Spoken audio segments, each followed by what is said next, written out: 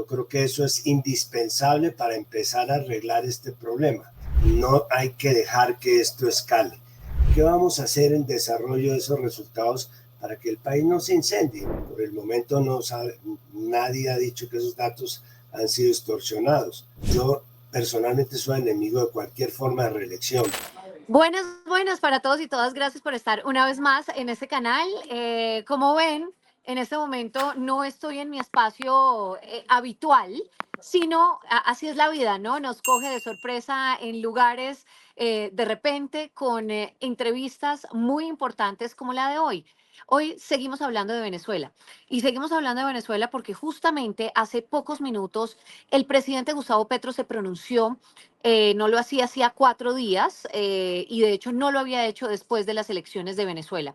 Y se pronuncia en este largo trino, extenso trino de 9 párrafos, en los que básicamente pues pide que se haga una veeduría con personas no solamente nacionales, sino internacionales, una veeduría internacional y que se cuenten exactamente todas las actas allí en Venezuela para garantizar sobre todo, y es lo que pide el presidente de la República, Gustavo Petro, la transparencia en estas elecciones. Y como bien lo habíamos dicho, pues, y como ayer lo hablamos con una internacionalista muy importante, Sandra Borda, que pues evidentemente Colombia está en una situación en la que pues no puede castigar o irse en contra del régimen de Maduro de frente, porque pues ha hecho un trabajo diplomático importante, sobre todo con ambos países. Yo quisiera, de hecho, pues ya de una vez darle la bienvenida a nuestro protagonista que hizo que paráramos todo, nos sentáramos acá y lo entrevistáramos unos minuticos. El expresidente Ernesto Samper, muchísimas gracias por estar acá. No, con mucho gusto, María Camila. Es un placer estar nuevamente con ustedes. Bueno, señor expresidente, sobre este trino y sobre ese pronunciamiento del presidente Petro, todos estábamos como a la expectativa, ¿no? De cuáles iban a ser esas reacciones del presidente. ¿Qué opina sobre esto y sobre todo la demora, digamos, que se ha dado con respecto a estas elecciones allí en Venezuela? Si se van a dar o no, si se va a dar esa transparencia que está pidiendo, ¿no? Todo el mundo en muchos países. María Camila, lo primero es decir que el sistema electoral de Venezuela es un sistema bastante seguro. Es un sistema que combina el voto electrónico, que expide una papeleta que se deposita en una urna tradicional y se hace una especie de control ciudadano de la votación electrónica. Luego es un sistema que permite estar relativamente confiados de que lo que hay allí es la verdad. Siendo así, lo que se está solicitando, y yo coincido plenamente con eso por parte de algunos mandatarios, entre ellos por supuesto Petro y Lula y otros mandatarios, es que el Consejo Nacional Electoral revele las actas donde consta cuál fue la votación del pasado domingo por sitios de votación, por número de votos. Yo creo que eso es indispensable para empezar a arreglar este problema. Y lo segundo es que esto no se va a arreglar con manifestaciones públicas, ni con el empleo de la fuerza, ni con especulaciones mediáticas. Esto es algo que se tiene que arreglar entre las fuerzas políticas venezolanas, que quizás con alguna facilitación internacional, pero no con una especie de Contraloría Internacional, se pongan de acuerdo sobre el reconocimiento de estos resultados, pero sobre todo sobre lo que viene hacia adelante, que a mi juicio debería ser un gobierno nacional donde estuvieran todos incorporados para enfrentar unos desafíos que están claros, que tiene en este momento Venezuela, como el levantamiento de las sanciones que la tienen asfixiada, el retorno de los migrantes que es indispensable, o el equilibrio de poderes para que el que gane no se quede con todo y el que pierda no se lleve nada para la casa. Usted dice que ha sido un sistema sobre todo transparente, expresidente. Acá, sobre todo la oposición ha dicho que desde el principio ha habido un fraude. De hecho, desde antes que se llevaran a cabo las elecciones dijeron, mire, esto acaba de haber fraude. Y pues la verdad es que fuimos a las calles de Venezuela ayer y hay mucha tensión. Ha habido personas muertas, ha habido personas heridas y ha habido además videos de supuestas personas que son de la oposición y que han sido secuestradas o que han sido llevadas en unas camionetas y demás. Sobre esto, ¿qué decir? Que esto vaya escalando para llegar a lo que llegó hace algunos años, que era el tema de las marimbas y de las marismas. Yo creo que no hay que dejar que esto escale. Y la única manera de trancar esto pacíficamente es que se revelen las actas y que haya un compromiso previo de los actores políticos de que van a aceptar sus resultados. Aquí no se trata de sacar por la puerta atrás al uno o de golpear al otro, de encarcelarlo. Tenemos que serenarnos, tranquilizarnos, y son esos dirigentes políticos los que pueden hacer un acuerdo para que se revelen las actas. Pero mientras que no se revelen las actas, pues podemos decir que hubo o que no hubo fraude, que ganó el uno o que ganó el otro.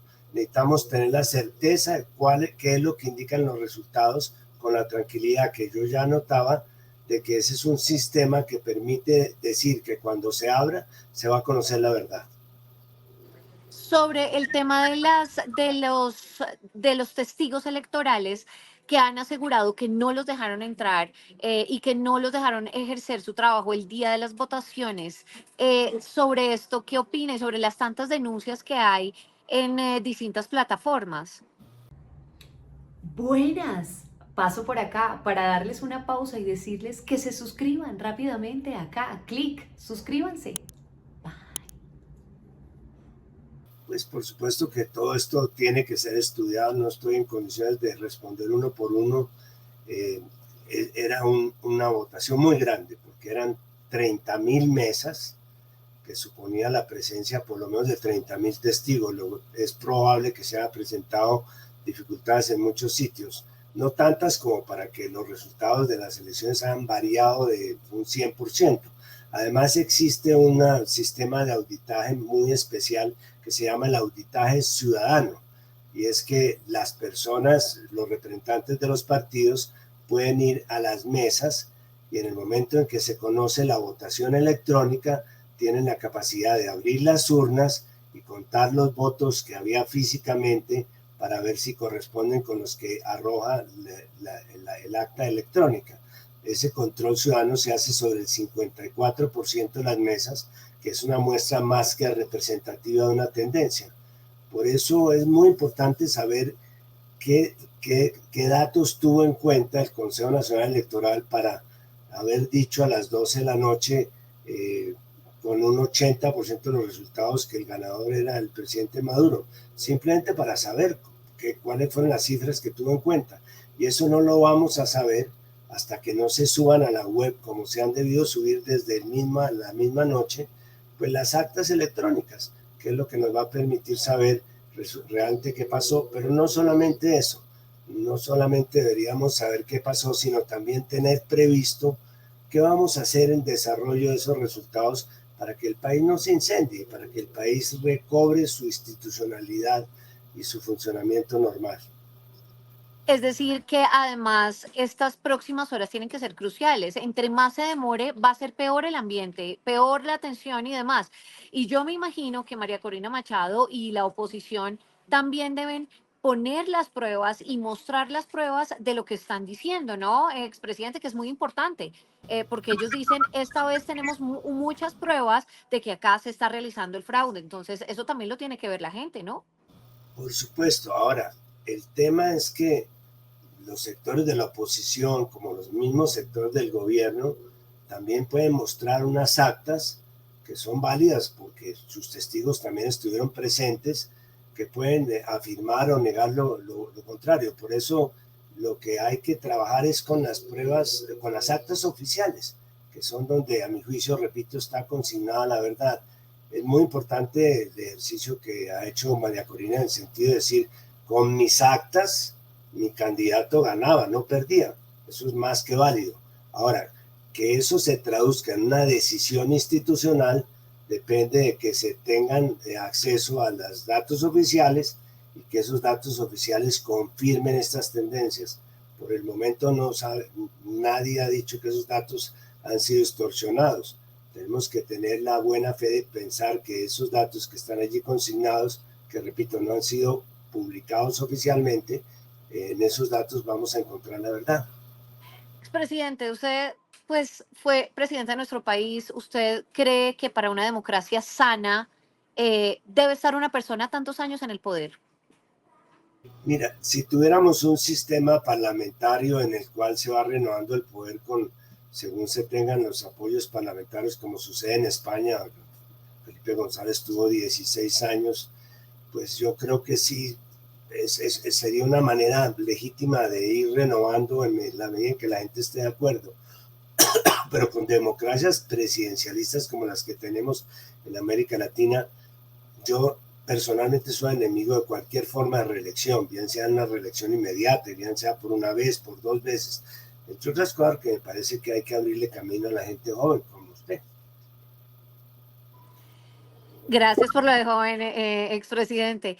¿Y cree que en Venezuela toda esa migración que ha habido, y esta es la última pregunta, expresidente, porque sé que se tiene que ir, toda esa migración que ha habido, 7, 8 millones de venezolanos que han tenido que salir de su país, y no necesariamente porque quieren, ellos quieren volver.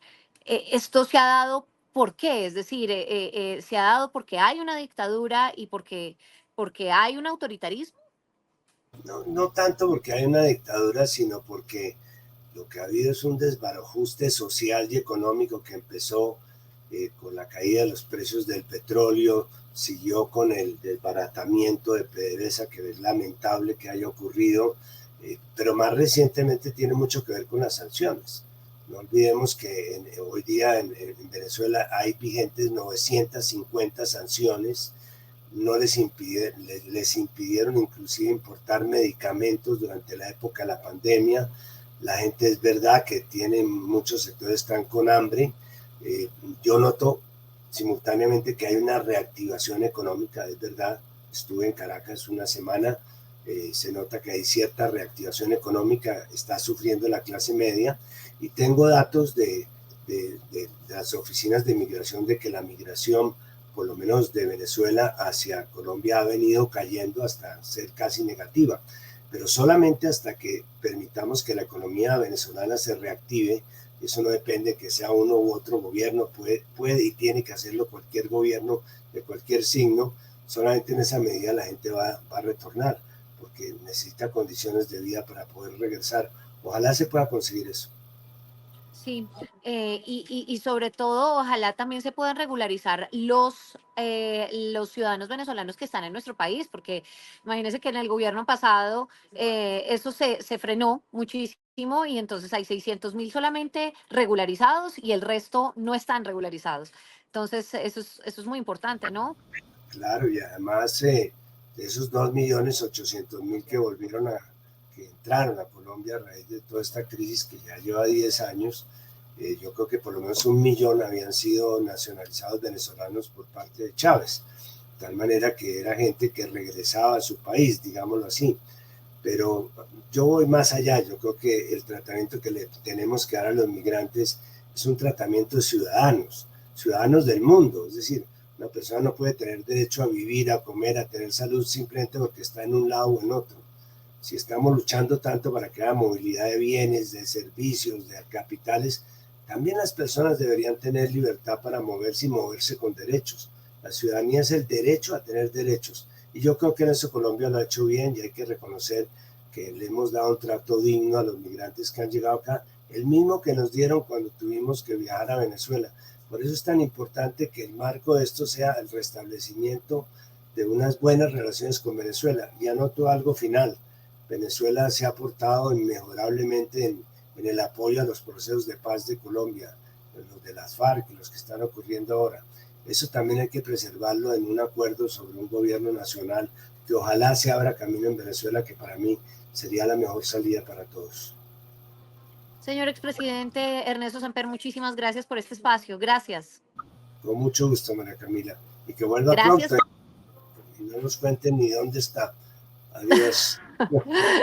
Gracias, señor, gracias. Pues sí, así es la vida. Hoy me tocó acá en medio de un espacio de mascotas, en donde vine a dejar a mis perros al baño. Así es la vida. Y todo esto para atender esta entrevista que espero que ustedes vean hasta el final. Por favor, háganos saber sus comentarios acá abajo. ¿Qué opinan de esta entrevista? ¿Qué opinan de lo que dice el expresidente Samper? ¿Qué opinan sobre las declaraciones del presidente Gustavo Petro, que se acaba de pronunciar y acaba de pedir transparencia una vez más en las elecciones de Venezuela? Nos vemos más adelante. Suscríbanse.